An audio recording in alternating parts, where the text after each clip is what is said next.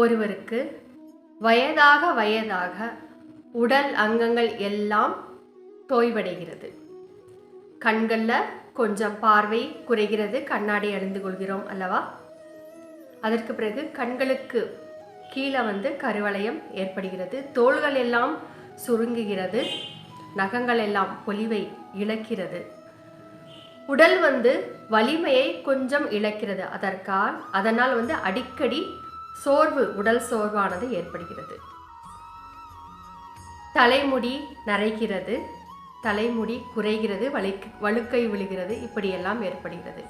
இப்படி நம்முடைய உடலில் வயதாக வயதாக எல்லாமே தோய்வடைந்தாலும் மாறுதல் ஏற்பட்டாலும் ஒன்றே ஒன்று மட்டும் அதிகரித்து கொண்டே போகிறது.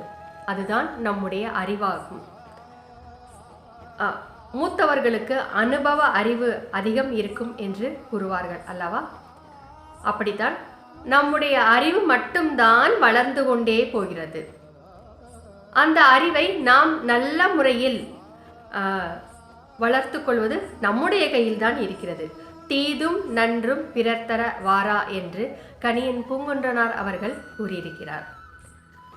நமக்கு நடக்கும் தீமைக்கும் நாமேதான் காரணம், நன்மைக்கும் நாமேதான் காரணம் ஆவோம். ஆக நல்லனவற்றை தேடி செல்லும் பொழுது நன்மையே நடக்கிறது. இப்படி நல்ல விஷயங்களை நாம் தேடி சென்று நம்முடைய புத்தியை நல்ல வழியில் பெருக்கிக் கொள்ள வேண்டும். அதுதான் இறைவனுக்கும் பிடித்த விஷயமாகும். அப்படி நல்ல விஷயங்களையும் மனிதனுக்கு உண்டான பூரண அறிவையும் கொடுக்கக்கூடியது பகவத்கீதை தான் ஆகும். அப்படிப்பட்ட பகவத்கீதையை அடியேன் முதல் அத்தியாயத்தின் முதல் ஸ்லோகத்திலிருந்து கடைசி அத்தியாயத்தின் கடைசி ஸ்லோகம் வரை கதையாகவே கூறி வருகிறேன். இப்படிப்பட்ட மாபெரும் பாக்கியத்தை நீங்கள் அடையும் பொருட்டு இந்த கிருஷ்ணனின் கீதையின் ஒரு துளி என்கின்ற இந்த யூடியூப் சேனலானது தொடர்ந்து இயங்கிக் கொண்டு வருகிறது. ஆகவே எல்லோரும் இந்த வாய்ப்பினை பயன்படுத்தி கொள்ளும்படி கேட்டுக்கொள்கிறேன்.